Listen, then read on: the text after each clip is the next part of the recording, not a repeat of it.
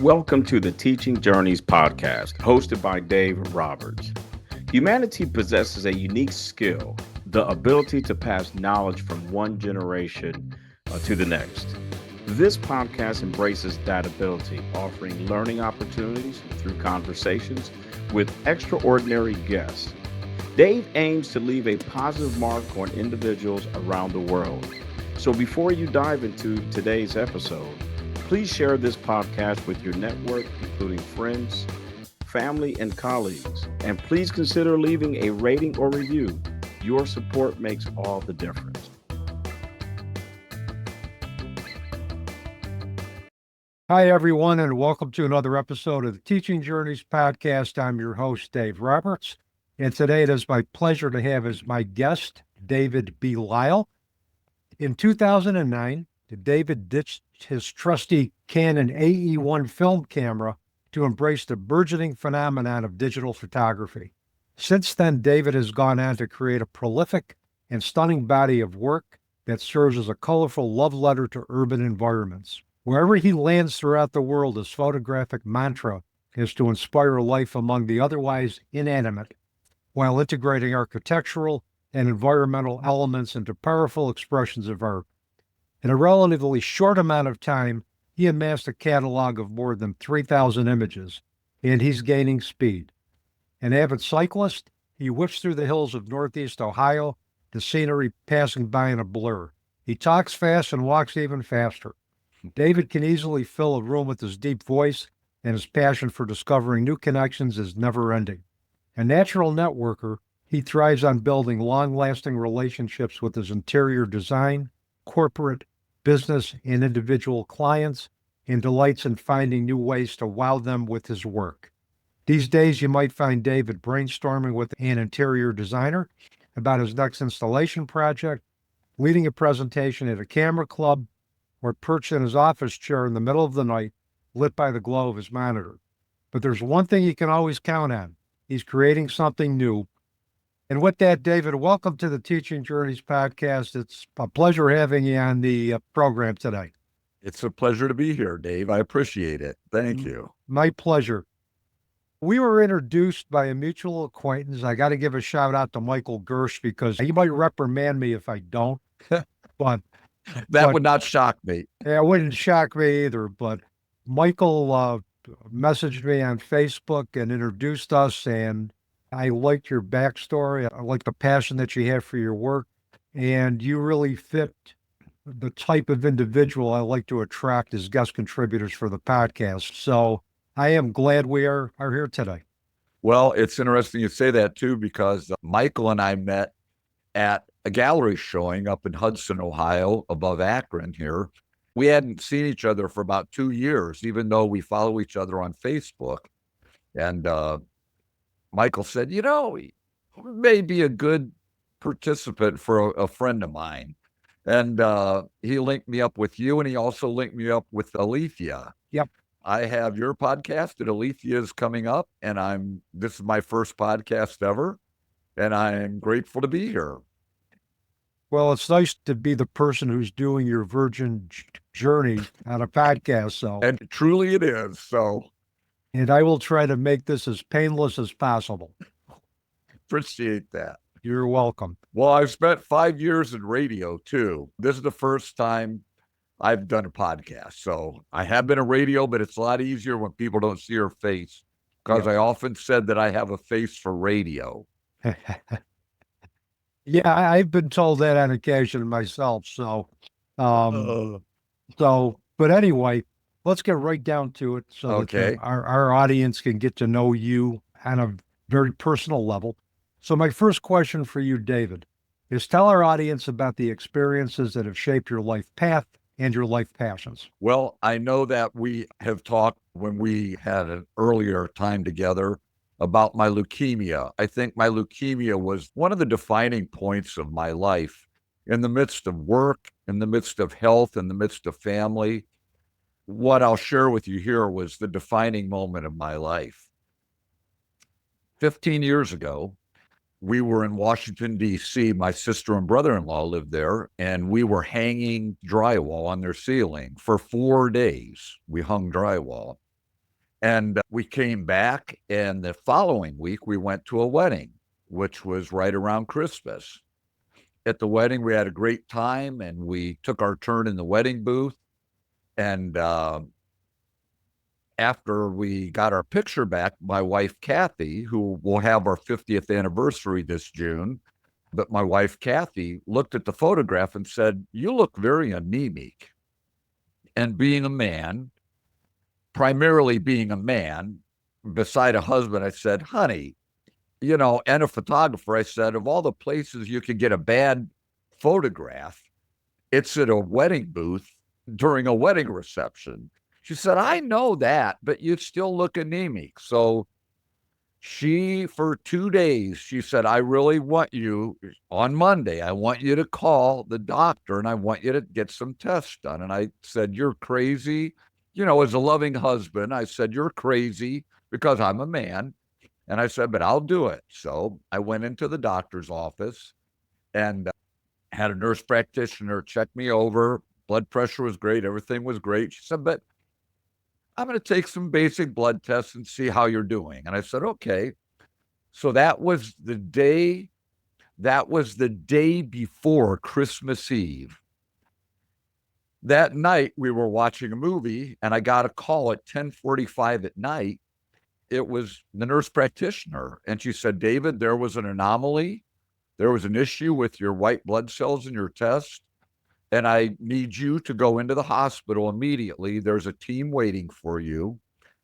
And I said, "Okay." And she said, "I want you to get down to the hospital right away." Well, thankfully, we only lived 10 minutes from one of the major hospitals here in the Akron area. We live in Cuyahoga Falls next to Akron, but in the Akron area, we're 10 minutes from there. So we walked in and I told them who I was, and they said, "We're expecting you." They took me into a room, and our daughters, who lived out of town at the time, were both here for Christmas. My wife, Kathy, called, and the girls came in, and they were very scared, needless to say.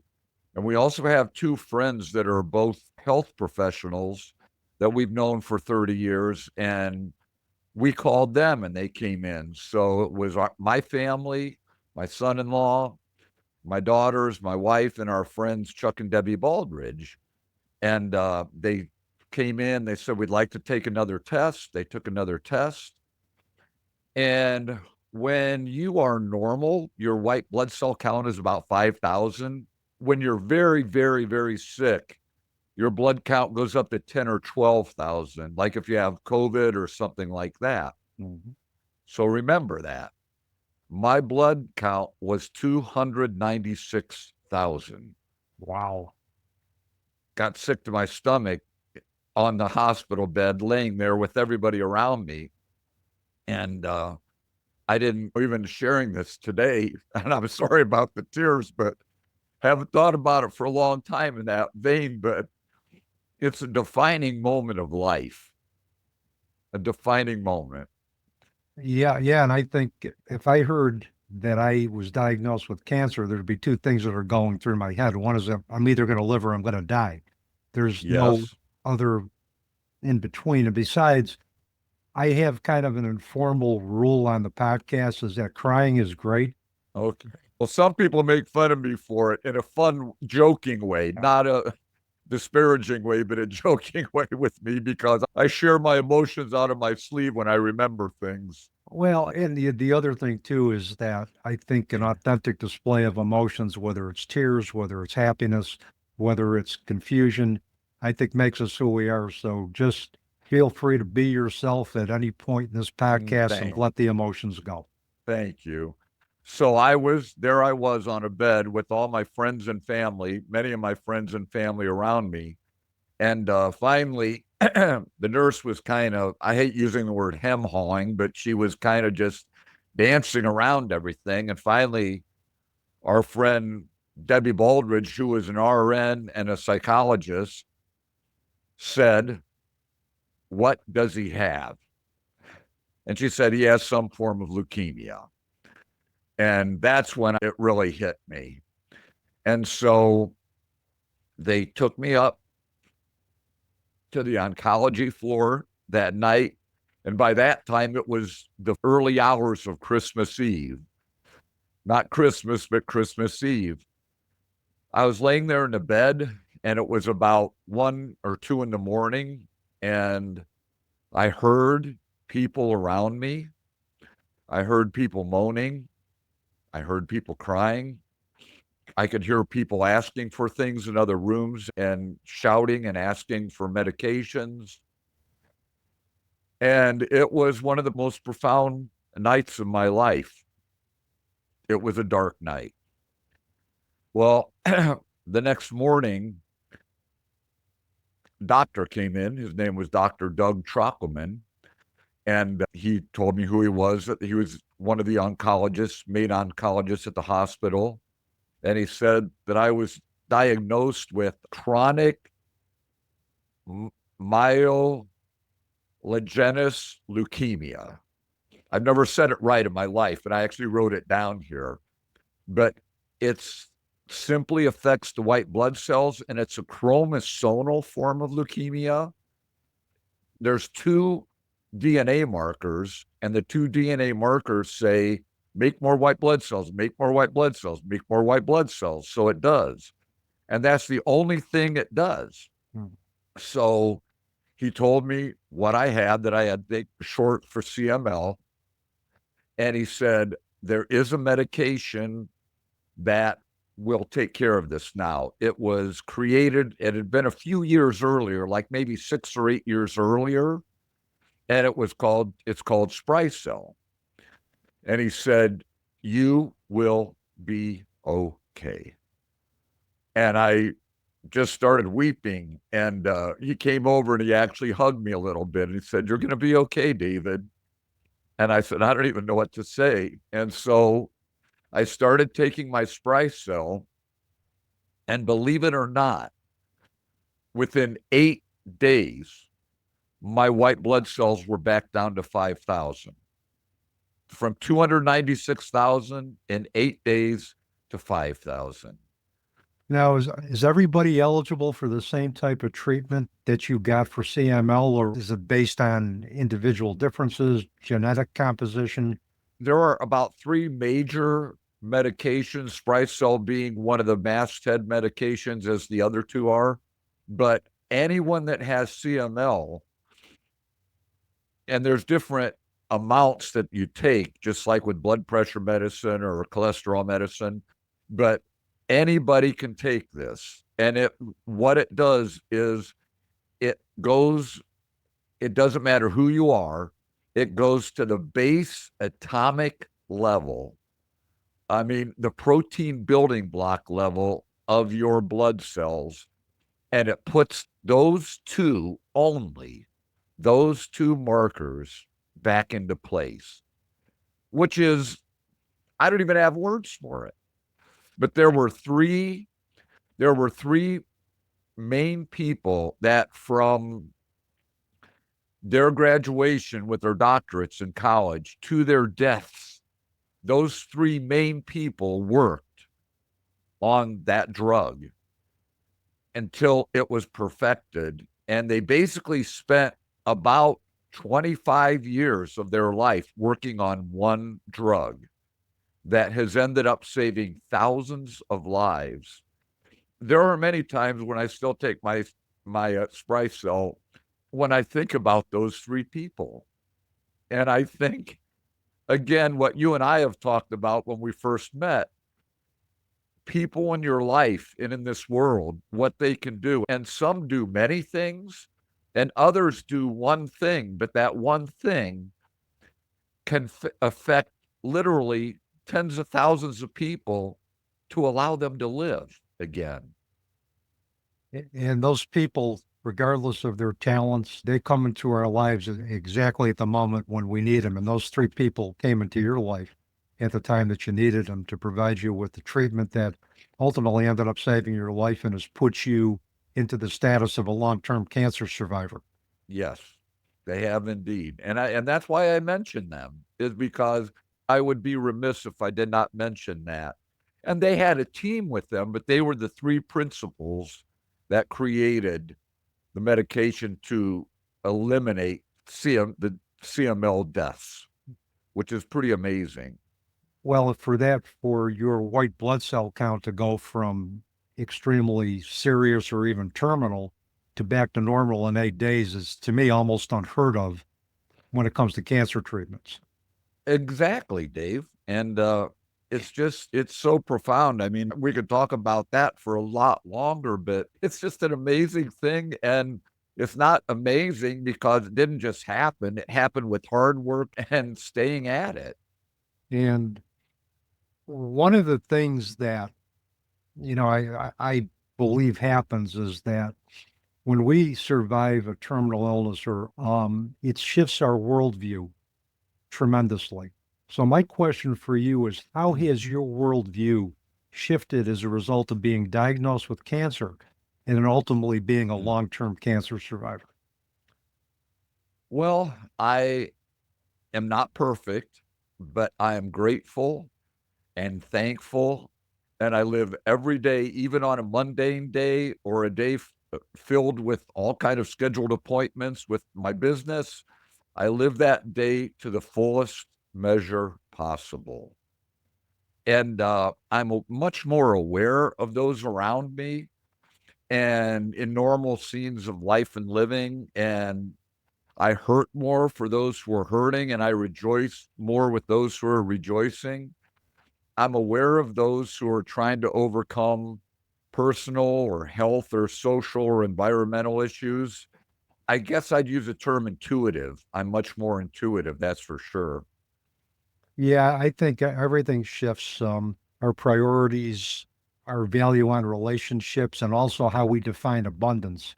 I know for Yep. me, I look at abundance as far as the abundance of quality relationships that I have in my life, and basically having enough money to take care of my needs and be comfortable being. Right.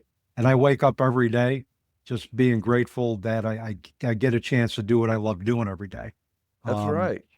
And I and tell people, even on a sucky day, which we all have them, and to say we don't, and everything is serendipitous and roses and flowers, it's not.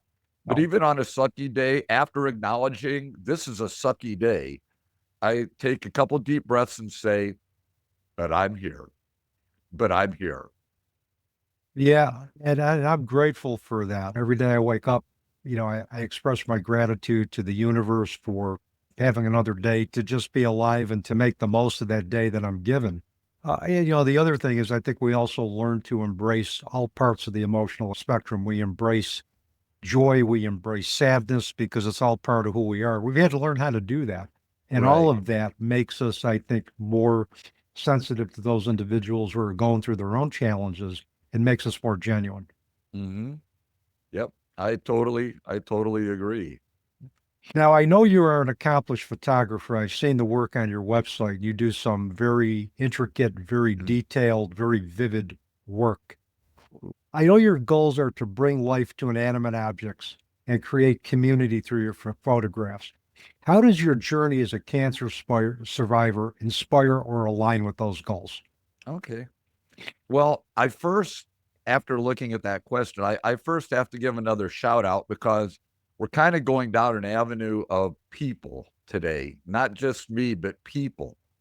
And I have to give a shout out to my dad. And my mom has always been faithful. And my mom is 96 this year. Lord love her. But my dad worked for Goodyear. And my dad passed away about 10 years ago. He was the principal filmmaker for Goodyear Tire and Rubber here in Akron. He was all over this part of the hemisphere. He was at the Indy 500 every year. He was at the Rose Bowl when Goodyear had different things. He was at parades. He was at the Goodyear test track. He was in the Bahamas. He was in Canada. He traveled to some other countries now and then, not a lot, but to other countries. And my dad was a filmmaker, not a photographer, but he also enjoyed photography in the midst of his filmmaking. And on my shelf, here, I'll get it. Hold on. I have an Argus C3 camera.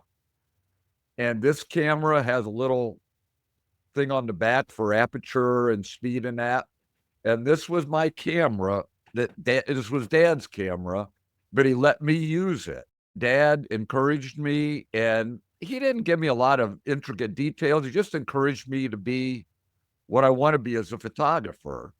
And he was an amazing person and quite instrumental in Goodyear, but he was instrumental in my life too with my photography. So Wow. I had to give a shout out to Dad first. Absolutely. And again, another principal character in my life that profoundly touched me. But in answer to your question, I think there was definitely a correlation between my earlier photography before my leukemia and my photography after my leukemia. Before my leukemia, I would capture images with very light touches and run them through the early Photoshop many, many years ago, 15 years ago. They were good, but they were nothing out of the ordinary. Pretty much photographs like you see that are like, oh, that's nice. But after my leukemia, I decided no restrictions. If I wanted to create something wild and crazy and colorful, or I have created, as you've seen, a number of abstract images out of actual photographs. And the first thing people say is, how did you do that? And I can't even tell them because it's kind of intricate through Photoshop. But I started creating abstracts and colorful scenes that aren't colorful originally Mhm. because I thought, why not? Who's going to stop me? And why should I stop anyway? So I felt like I got a second chance with both my life and my photography. And sometimes I reflect on that second chance, and I'm thankful I went that direction in photography. Well, creativity should know no bounds or limits anyway. I mean, the only limitations we have are those that I believe are self-imposed. Yes. So, and conventional wisdom goes out the window anyway after we've transcended trauma. So, why not test new boundaries? Why not, take your creativity to limits that have never been tested before? Yeah, I agree. I totally agree. And I thought I'll start capturing what I want to capture and create whatever I want. And I'm not going to worry about it, Yep. period. That Yeah. was it. So, also my mantra, bring life to the otherwise inanimate.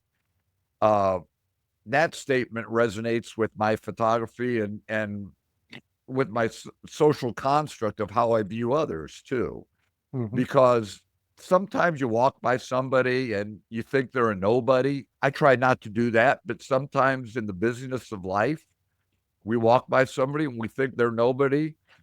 It's not like you can't talk to somebody, but once you start, if you do have a conversation, you're like, oh my golly, you find commonalities or you find amazement with their life. And Yeah. people walk by you all the time. And as I said, you can't talk to everybody like that, but you can say nice things and share nice moments with people, with whoever you're with. It takes very little effort to be kind to somebody, Right. to show some just modicum of kindness to somebody, whether it's open a door for them, smiling. I'll make it a point on certain days to smile at people I don't know because, we don't know what people are going through. We don't know what the challenges that they're carrying with them that particular day. So just something as a simple smile may be enough to brighten up their day or get them through that specific moment that they're dealing with. Right. And in light of what you said, one of my other tenets of my photography is not only to bring life to the otherwise inanimate, but to also create community. My goal is for people to be drawn into a picture and to look past the picture. It's to take that quote unquote second look at a picture and say, how do you do this? Or how did you do this? Or where is it? Yeah. And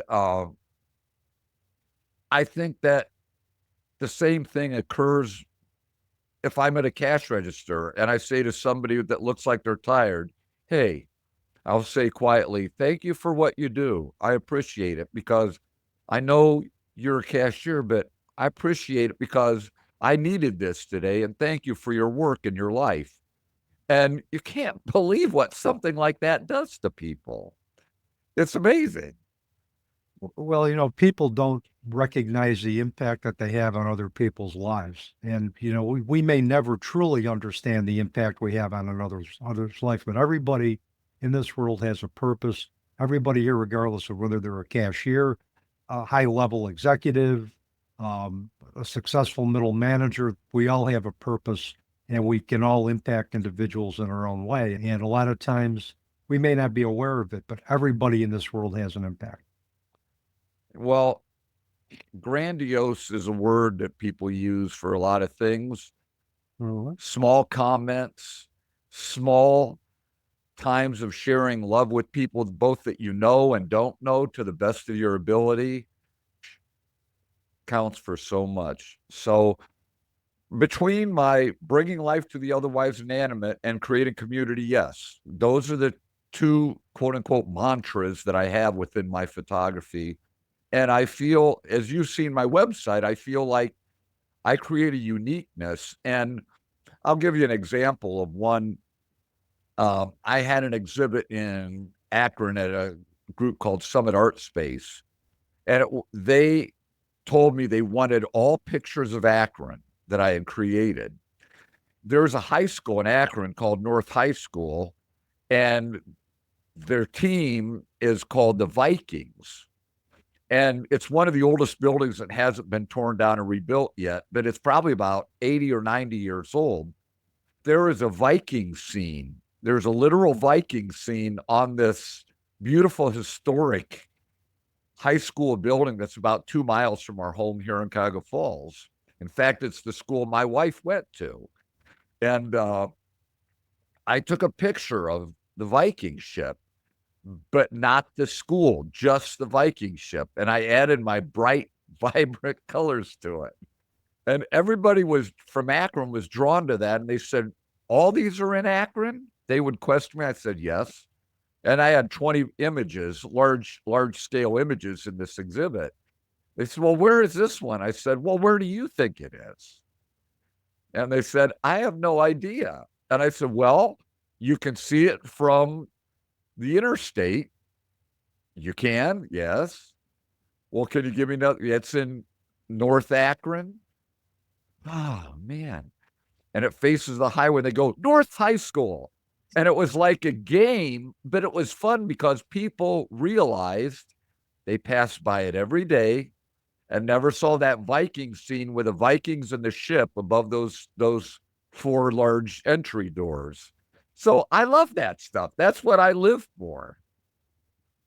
Well, and it's also getting individuals in your community to rediscover their community, to rediscover the kind of those hidden jewels. Exactly. And I think when we can use any form of creative expression to create community, that form of creative expression becomes a spiritual experience in and of itself. It does. I agree, Dave. Totally. So, but I also wanted to share that my approach to photography is a common phrase that I use with some of my Facebook posts. Look all around you. Art is everywhere. And oftentimes I'll put that quote in here and there with some of my images, especially those images that people are trying to figure out where they were taken. But look all around you. Art is everywhere. And I think that's really important. And I think it brings that joy of living here that we talked about earlier to your life, like how you feel for a day. Look around. There's art somewhere, and take a piece of art into your life and you may feel a little different.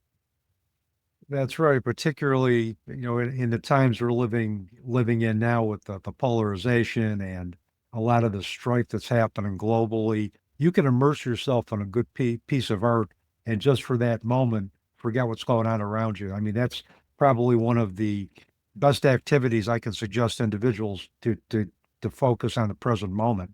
is get yourself immersed into a good piece of art, a good piece of photography, and just allow yourself to be absorbed by that. And that can give you a few moments of peace during times that are troubling because of circumstances you're dealing with or just because of what's going on environmentally around, and around you.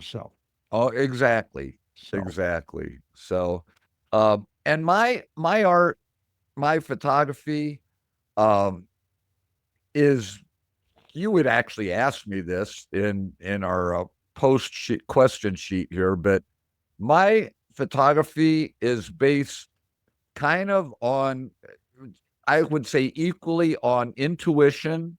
And again, if you look at my work in any way, you see it's different, and that's the intuition part. But it's also based on intuition and a structured approach of uh, the technical needs, with shutter speed and film speed, etc.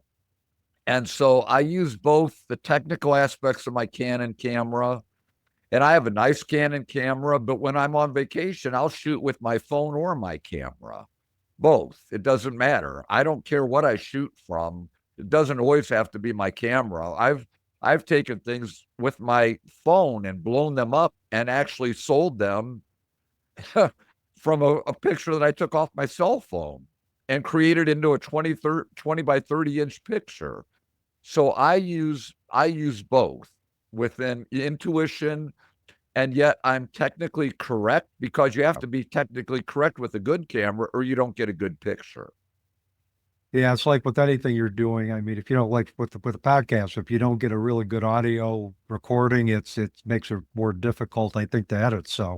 Right. So I mean, you have good equipment, you have good preparation beforehand. Um, then your intuition can take over within the structure that you have to impose to get the shot that you want. So, Right.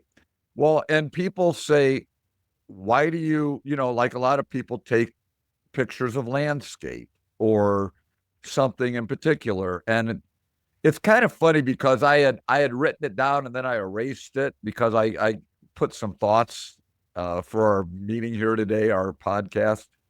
But it's really kind of funny because I talk to a lot of camera clubs, and camera clubs are a lot like church. And I had written it down and then I erased it, but I just have to share it because you have people, and if you've ever been involved in any kind of church on any level, excuse me, on any level, there are people that are very quote unquote holy, and there are people that just love God and they're just love life. And there's people that have to do this or that every day for 22 and a half minutes. And then there's other people that just live, share love, and they read. mm, For example, at a Christian church, they'll read their Bible for a certain amount of time. And other people are like, well, you got to read more. You got to really read, even if you stop your relationships. Other people will say, well, it's all about relationships. I read some, but it's all about relationships and getting to know people. So I say that to say that it was very intuitive what you asked about uh, being intuition or structure or a combination, because photography is the same way. When you go into a camera club, you have people like, I don't believe in Photoshop. And what do I say? Hey, that's great. I'm glad you don't believe in Photoshop. You know, blessings to you. yep. It's like, that's okay. And other people were like, all I use is Photoshop. And I'm like, well, that's good too.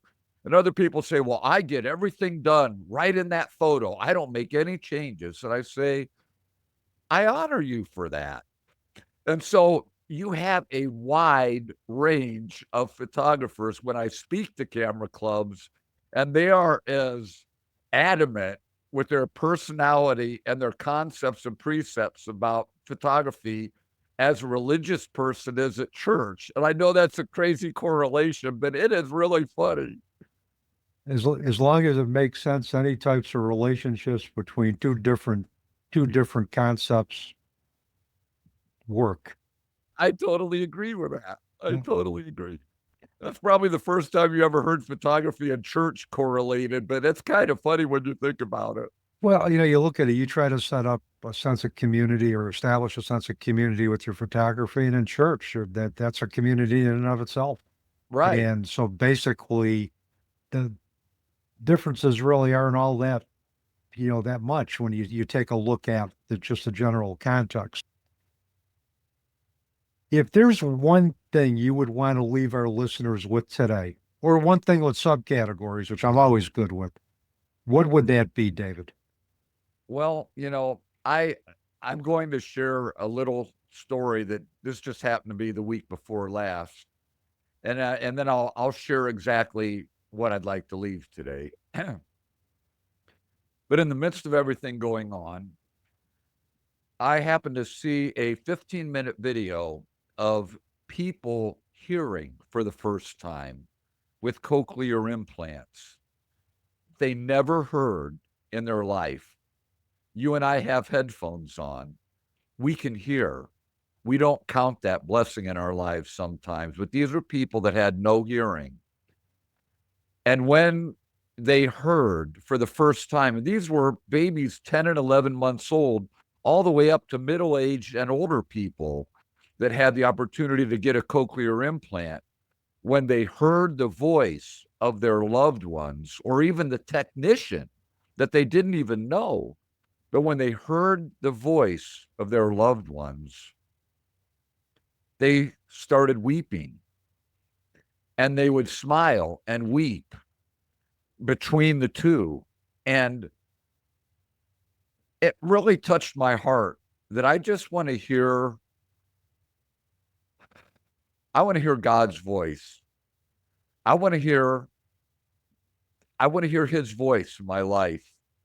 And I want to share the same emotions that they shared with other people. And you said, what do I want to leave with people today? It's what I wanted. I just 2 weeks ago, I kind of made this commitment to myself to drown out many of the sides of extremism on both sides. That's all I'm saying. And I'm trying to share love, thankfulness, as you shared earlier, gratitude, treatment of other people in kind ways.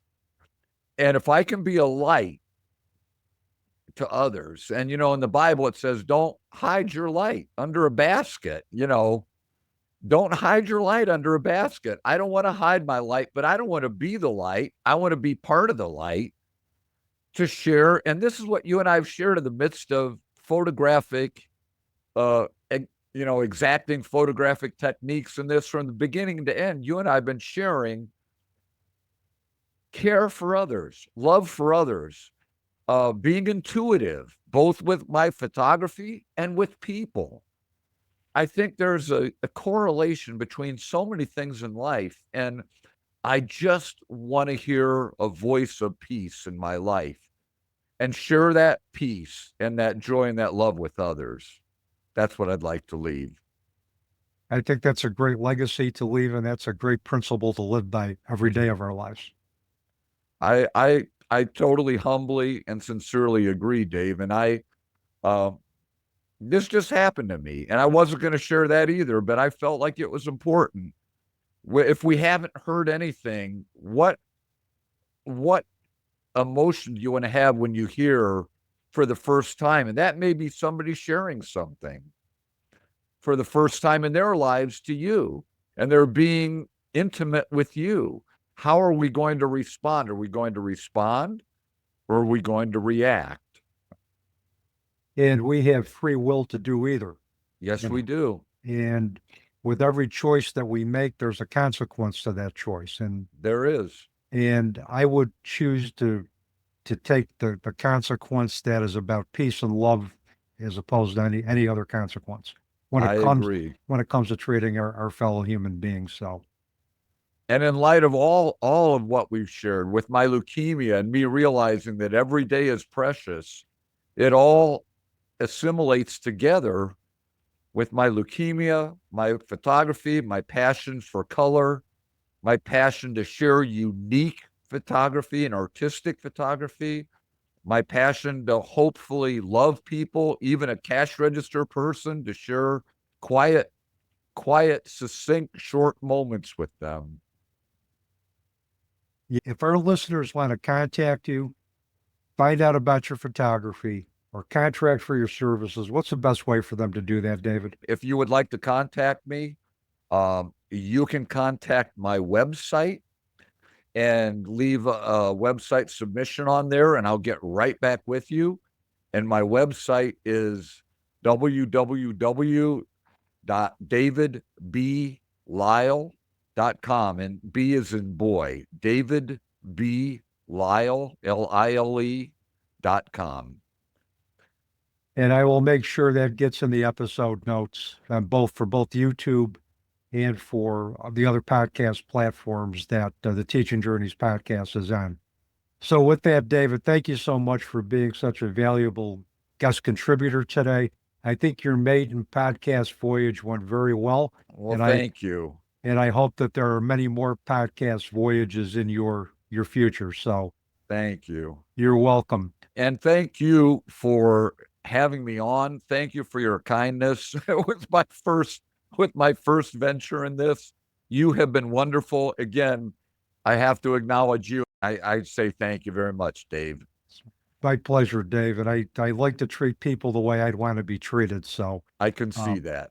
So it's been great having you on the podcast, and hopefully we can do this again in the future. That'd be absolutely wonderful. I'd count it a pleasure. You take care. Thank you so much, Dave. My pleasure. And with that is a wrap on another episode of the Teaching Journeys podcast. I'm your host, Dave Roberts, wishing you peace.